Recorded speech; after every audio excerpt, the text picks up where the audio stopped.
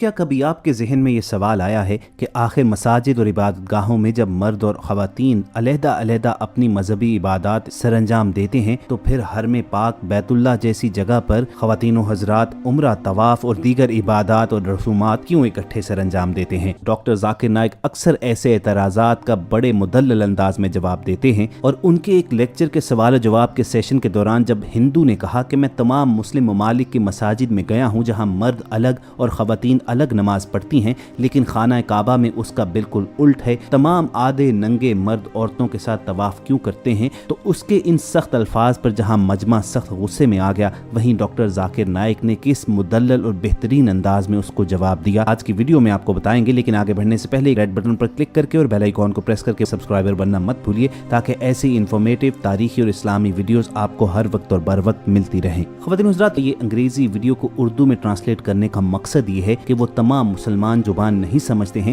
وہ ڈاکٹر ذاکر نائک کے English lecture کی علمیت سے مستفید ہو سکیں اور اسلام پر کیے جانے والے اس اعتراض کا جواب دیکھ سکیں۔ ڈاکٹر ذاکر نائک کے سوال و جواب کے ایک سیشن میں ایک ہندو مہیش مہتا نے یہ سوال کیا کہ میں نے دنیا کے 14 اسلامی ممالک کا وزٹ کیا ہوا ہے، وہاں کی تمام مساجد اور عبادت گاہوں میں نے دیکھا ہے کہ خواتین اور مرد حضرات الگ الگ ہوتے ہیں، تو آخر کیا وجہ ہے کہ خانہ کعبہ میں مرد و خواتین ایک ساتھ ہوتے ہیں، جبکہ مردوں نے احرام باندھ رکھا ہوتا ہے اور ان کا کندھا ننگا ہوتا ہے، جبکہ مسجد اقصی میں بھی یہ پریکٹس دیکھی گئی ہے؟ دوستو، احرام میں ملبوس مسلمانوں کو ننگا کہنے پر مجمع پر بے چینی طاری ہوئی اور الفاظ کے ایسے چناؤ پر بہت سے لوگوں نے غصے کا بھی اظہار کیا، لیکن پھر ڈاکٹر ذاکر نائک نے اس ہندو اعتراض کرنے والے کو جواب دینا شروع کیا۔ انہوں نے اس ہندو شخص کی تعریف سے آغاز کیا اور کہا کہ میں اس شخص کو جس کا نام مہیش مہتا ہے پچھلے 12 برس سے دیکھ رہا ہوں، یہ ہندو ہونے کے باوجود ہمارے ہر اسلامی لیکچر میں آتا ہے اور مجھے یوں محسوس ہوتا ہے کہ جتنے غور اور توجہ سے اس نے ہماری اسلامی تقاریر سنی ہے شاید کسی اور مسلمان نے بھی نہ سنی ہو۔ اور مہیش مہتا صاحب ہمیشہ ہمارے کوسچن آنسر سیشن میں تحقیق پر مبنی مختلف سوالات اٹھا کر لاتے ہیں۔ ڈاکٹر ذاکر نائک نے مہیش مہتا کے سوال کا جواب دینے کے لیے مختلف پہلوؤں سے گفتگو کی اور حوالے دیے۔ ان کا کہنا تھا کہ سب سے اہم بات یہ ہے کہ مساجد اور دیگر عبادت گاہوں میں جہاں مرد و خواتین الگ الگ ہوتے ہیں وہاں انہیں الگ الگ رکھنا ممکن ہوتا ہے، یعنی سپیس اتنی موجود ہوتی ہے۔ عام طور پر مساجد میں کھلی جگہ موجود ہوتی ہے اور وہاں ایک مخصوص علاقے کے لوگ ہی آتے ہیں، چنانچہ مساجد میں ان کے لیے 2 الگ الگ حصے بنا دیے جاتے ہیں، لیکن بیت اللہ شریف میں پوری دنیا سے بیک وقت لاکھوں لوگ موجود ہوتے ہیں جن میں مرد اور خواتین دونوں شامل ہوتے ہیں، اور خانہ کعبہ میں جب عمرے کی ادائیگی کے دوران لوگوں کو طواف کرنا ہے تو سبھی ہی طواف کریں گے، خواتین بھی طواف کریں گی اور مرد بھی طواف کریں گے۔ اسی طرح حج میں جو دیگر ارکان ہیں وہ بھی مرد و خواتین کو ایک ہی وقت میں کرنا ہوتے ہیں، چنانچہ یہ والی عبادات کرنے کے بعد جب عام طور پر وہ اپنی رہائش گاہوں میں جاتے ہیں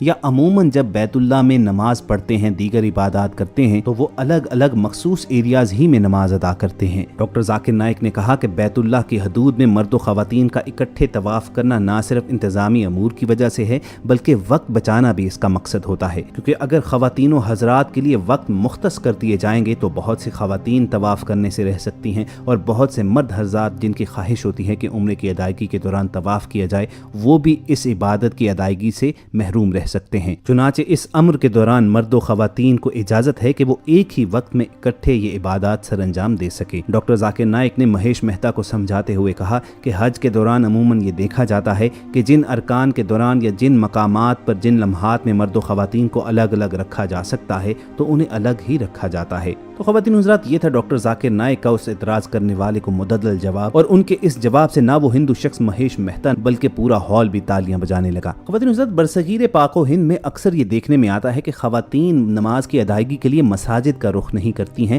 اور نہ ہی مسجد میں آنے کی ان کی حوصلہ افزائی کی جاتی ہے۔ تو بہت سے اعتراض کرنے والے یہ بھی سوال اٹھاتے ہیں کہ جب مسجد اللہ کا گھر ہے تو کیا ایمان والی خواتین کو وہاں جانے پر پابندی ہے؟ تو ہم آپ کو بتائیں کہ یہ مذہبی سے زیادہ سماجی مسئلہ ہے۔ اس سوال کا جواب ڈھونڈنے کے لیے ہمیں پیغمبر اسلام صلی اللہ علیہ وآلہ وسلم کے دور میں دیکھنا ہوگا کہ کیا ہوا کرتا تھا۔ حضرت عائشہ رضی اللہ تعالی عنہا بیان کرتی ہیں کہ خواتین فجر کی نماز میں ان کے ساتھ جماعت سے نماز ادا کرتی تھیں۔ حضرت ام سلمہ بتاتی ہیں کہ پیغمبر اسلام صلی اللہ علیہ وآلہ وسلم کچھ دیر مسجد میں ٹھہرا کرتے تھے تاکہ خواتین اطمینان سے مسجد سے باہر نکل سکیں۔ وہ خواتین کو مسجد میں آنے کی ترغیب دیتے تھے، ان کا خاص خیال رکھا جاتا تھا، ان کے بارے میں بے حد حساس تھے۔ ایک روایت میں آتا ہے کہ پیغمبر اسلام صلی اللہ علیہ وآلہ وسلم نے فرمایا کہ میں میں نماز کا آغاز کرتا ہوں اور اس کو طویل کرنا چاہتا ہوں، لیکن جب میں کسی بچے کے رونے کی آواز سنتا ہوں تو پھر نماز کو مختصر کر دیتا ہوں۔ انہوں نے ایسا کیوں کیا؟ رسول اللہ صلی اللہ علیہ وآلہ وسلم ایسا اس لیے کرتے تھے کیونکہ انہیں معلوم تھا کہ بچے کے رونے کی وجہ سے اس کی والدہ کو تکلیف اور بے چینی ہوگی۔ یہ بات واضح ہے کہ خواتین مسجد میں نماز پڑھتی تھیں، اور ہاں، آج کی طرح ماں ہی بچوں کی پرورش کرتی تھی۔ رسول اللہ صلی اللہ علیہ وآلہ وسلم نہ صرف اس حقیقت سے آگاہ تھے بلکہ انہوں نے اسے شدت کے ساتھ محسوس بھی کیا کہ مسلم خواتین اپنے بچے کی وجہ سے پریشان نہ ہوں اور ان کی عبادت بھی پوری ہو، اس لیے انہوں نے اس کے لیے یہ راستہ اپنایا۔ کیا آج کے دور میں خواتین کے متعلق یہ سینسٹیوٹی ظاہر کی جاتی ہے؟ صرف یہی نہیں، ایسی بہت سی مثالیں موجود ہیں جہاں اس دور میں خواتین جمعہ، عید الفطر اور عید الاضحیٰ کی نمازوں میں شامل ہوا کرتی تھیں، اور اگر کسی کو آنے میں پریشانی ہوتی تھی تو اس کا حل کیا جاتا تھا۔ مثال کے طور پر رسول اللہ صلی اللہ علیہ وآلہ وسلم نے خواتین کو عید کی نماز پڑھنے کے بارے میں کہا تو بہت سی خواتین نے عذر پیش کیا کہ ان کے پاس پردہ کرنے کے لیے کوئی چادر نہیں ہے، تو انہوں نے کہا کہ ایسی خواتین کو اپنی چادروں کو اپنی بہنوں کے ساتھ اوڑھ لینا چاہیے۔ وہ خواتین کو آنے کے لیے اس لیے بھی ترغیب دیتے تھے کہ ان نمازوں کے ساتھ خطبہ بھی ہوتا تھا، اس میں تعلیم و تربیت کی باتیں ہوتی تھیں۔ وہ خصوصی خیال رکھتے تھے کہ یہ باتیں خواتین تک پہنچیں، چنانچہ خواتین خطبے میں بھی شریک ہوتی تھیں، نماز بھی پڑھتی تھیں، البتہ نماز پڑھنے اور پڑھانے کے لیے ان کی جگہ علیحدہ ہوتی تھی۔ اسلام کے ابتدائی دور ہی سے کسی مسجد کا خیال صرف نماز کے لیے نہیں مختص ہے، بلکہ مسجد کا قیام کئی مقاصد کے لیے ہے، جیسے نماز، عبادات، تعلیم، صلاح و مشورہ، تبادلہ خیال اور سماجی گفتگو وغیرہ۔ سوشل لائف کا مرکز و محور مسجد ہی ہوا کرتی تھی۔ مساجد اور اجتماعی عبادت گاہیں عہد اسلامی کی ابتدا ہی سے صرف عبادت کی جگہ نہیں تھی بلکہ وہ درس گاہیں اور تربیت گاہیں تھیں، چنانچہ پیغمبر اسلام حضرت محمد صلی اللہ علیہ وآلہ وسلم نے عورتوں کو شرکت سے نہیں روکا تھا بلکہ عورتوں کی تعلیم و تربیت کے لیے بھی یہ ضروری قرار دیا تھا۔ اور اللہ تعالیٰ کی آخری کتاب قرآن مجید میں بھی جب خواتین اور مردوں کو مذہبی فریضے کے لیے خطاب کیا گیا تو ان میں کوئی فرق نہیں رکھا گیا۔ اس کی سب سے بڑی مثال سورہ احزاب کی یہ آیات ہیں جس میں فرمایا گیا مسلمان مرد اور مسلمان عورتیں،